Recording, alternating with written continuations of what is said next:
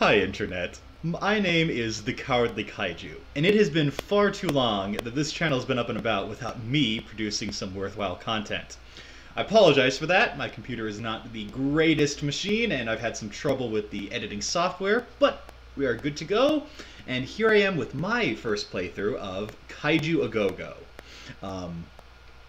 Honestly, when we first thought about starting a channel, this was an obvious one that I would need to play. It's not the most engaging of games. I probably won't be doing a full playthrough of this, but it satisfies so much in my city-destroying heart. So let's launch right into it, shall we? We'll start on normal. And right off the bat, we have our monster selection. We've got currently, I believe, 3 monsters. The giant purple Frankenstein thing, Armageddon.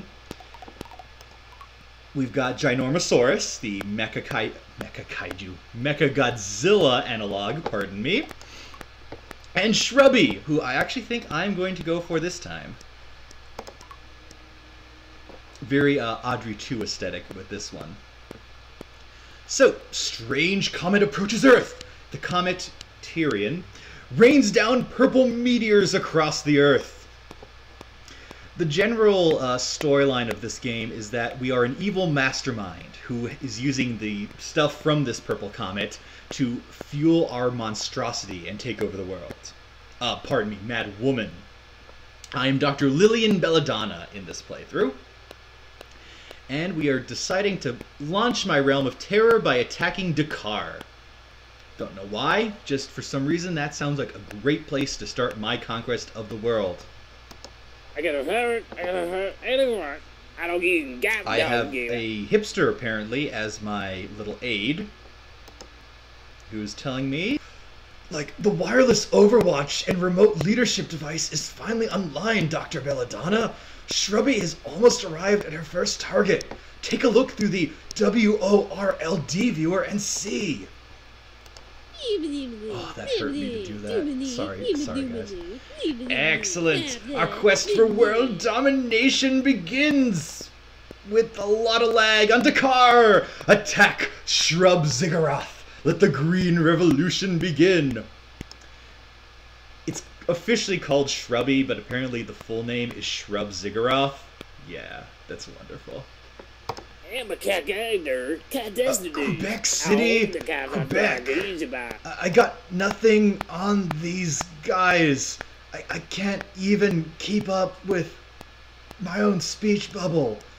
The worst environmental problem this place seems to have is that everybody smokes. Can we stump them for speaking French? Is that allowed? Aha, but here we go. Nope. We will leave Quebec alone. We are focusing on Dakar. Like I said, I got nothing against the city. It plays a prominent role in Zeta Gundam, but that's showing the mecha aspect of my love a bit more than we need to focus on right now. So, we're looking... Dakar may not surrender on our maiden voyage, but any resources we can capture will be useful back at my base for building new structures and developing Shrubby's abilities. We have our strong, excellent gardener woman who is telling us, all systems go, Dr. Belladonna. Left click where you want Shrubby to go, you will automatically attack anything that gets in your path. When it's time to leave, just walk to any edge of the map. If you right-click on a unit, you can target it so that your aimed abilities will automatically fire in that direction. Alright, so here is Kaiju-A-GoGo. It's actually a fairly simple game. It's divided into 2 main parts of play. So this episode will be focusing on the part that we all really love, the city destruction. Here I am, I've got my monster, simple mouse clicking to move him around the map. And he just automatically attacks whatever is in front of him. You can see down here a bunch of people fleeing in terror at my horrible approach. And yeah, as we destroy buildings, these little icons pop up that are the various resources we can gather. We've got dollars, little batteries, our energy. Books represent any sort of learning or intelligence we can gain from the mission. The little chicken drumsticks are... They try to dignify it with biomatter, but really it's food. I mean, my army of evil minions does not, you know, march on an empty stomach. And then the final one, the little purple asteroid, is that unobtainium that has come from the asteroid and is needed for a lot of the more bizarre upgrades to my monster. And yeah, this is just it. It's not the most interactive of games. I mean, so far my gameplay has just been clicking on the map and being like, go! Go, my plant kaiju! Destroy! Kill! Maim! So it's actually a great sort of thing. You know, you just want something to play that is going to kill some time, give you a nice, you know, little power trip as cities crumble beneath you, but not be a whole lot of, you know, actual attention-sucking resource. You are able later on to upgrade your kaiju with various abilities. We've got one right now, which is Sprout. So I can click on this and aim at this little Jeep friend that is attacking me. So yeah, I shoot down a Sprout. You can see him a little bit through the dust there, and he just attacks whatever is nearby with his little, I don't know, acidic venom? I don't know. I just created the monster. I don't have to understand it. Honestly, if kaiju movies have taught me anything, if I'm going to understand my monster, I'm probably going to die. So, we'll leave it nice and mysterious for the time being. And let's go over and destroy these opposites. Yeah, that's right. You own my Monday to Friday 9 to 5. But on the weekends, I destroy you. Ah, okay, here we go. We have a little tank. Since this is my first outing, right now, like, army presence is not that big. You know, the world's still just marveling in awe at the fact that there's a giant plant monster attacking any city. As your threat goes up, however, you'll have more and more military resources fighting you. The first time I tried this game out, I actually attacked Mexico City. I forget even why my reason was, but I was just like, yeah, sure, let's destroy Mexico City. They had giant maser tanks, basically an entire armada of warships bombing me with all sorts of carpet bombs. It was not a pleasant experience. So, hopefully, I will just be able to stick to the lower tier cities for the beginning, you know, destroy some crap, have fun, build up my monster so that by the time I want to go for the really big landmarks, I am able to utterly annihilate them. Let's plant a little seed. Go forth, my spawn. Yeah. These Jeeps are really, really annoying me right now. Destroy it! Get it, Shrubby! Mess its day up!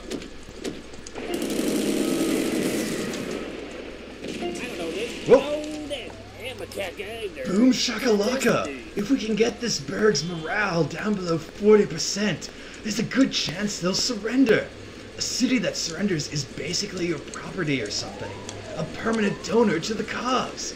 If they don't surrender right away, just keep stomping on them. They're bound to get the hint eventually. So there's my hipster associate, pointing out, if you see in the upper right-hand corner of the screen, there's a little postage stamp with the city's name and a meter underneath it. It's currently at 89. If I can get that down to below 40, there is a very good chance that the city will surrender and give its allegiance to me. Basic way you complete the game is to get all the major cities of the world to succumb to you and become dictator for life. I mean, it's basically a more effective Pinky in the Brain involving giant robot, plant, and dinosaur monstrosities. Everything I love, basically. Oh man, I've got way too many of these little Jeeps attacking me right now, though. I mean, being a kaiju, I don't have to worry much about the military, but enough of them, and they are going to eat down on me. So, very nice. nice foliage, but I think it needs more acid. Write that down, will you, Birkenstock? Oh gosh, his name is Birkenstock. That's wonderful.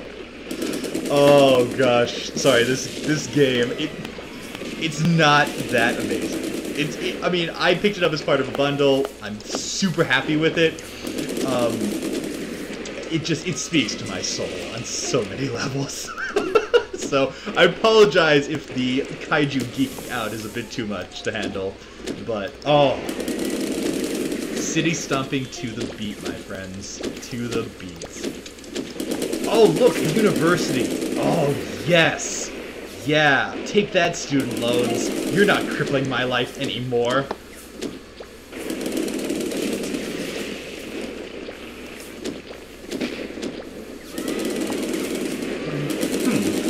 I also seem to be gaining some sort of healing. I don't quite know what. I mean, I've got all this green, like, little crosses around me.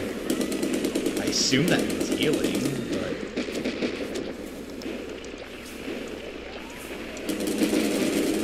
Unfortunately, we've now gotten to the point where tanks are attacking me. These guys really mess your stuff up, at least at this early level, because poor Shrubby here does not have a whole lot in the way of armor yet. So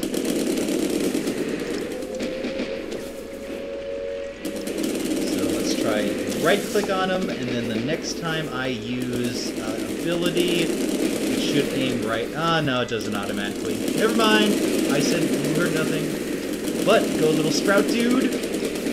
Maybe, hopefully they can take care of him, and I can just go about my merry way destroying the city. And no such luck. Here, let's cross over the bay and go... Oh, hey, there's a March Kermel. I'm sure that's some awesome landmark. I've never thought about visiting Dakar, so I cannot comment. I'm really more of a northern climate sort of guy anyway, so in general the cities closer to the equator in Africa are not going to be high up on my list of I need to visit these someday.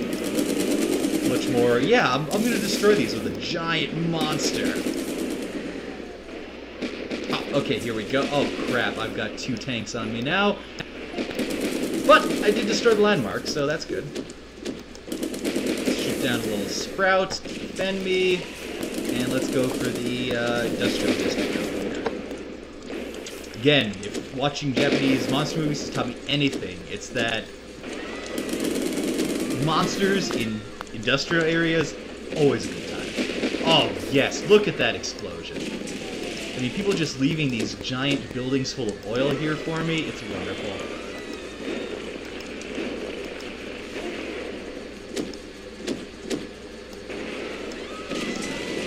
Oh, apparently I have reached DEFCON 4, so people are taking me seriously.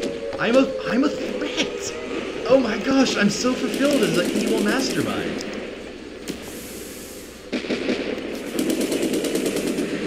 Unfortunately, at this point, I should start to think about maybe leaving, because I am taking quite a bit amount of damage. As you can see from the bottom left corner, my health is about, yeah, just under half at the moment, so... Let's head up toward the north side of the screen. To end any city attacking engagement, you just walk off the screen. Which, I mean, depending on where you are, if you're surrounded by like 5 tanks in the middle of the city, yeah, you're going to have a bad time. But overall, I think it's a fairly fair mechanic. I mean, I have not run into many occasions where I'm like, oh, I've been utterly screwed. There's nothing I can do to save my poor monster.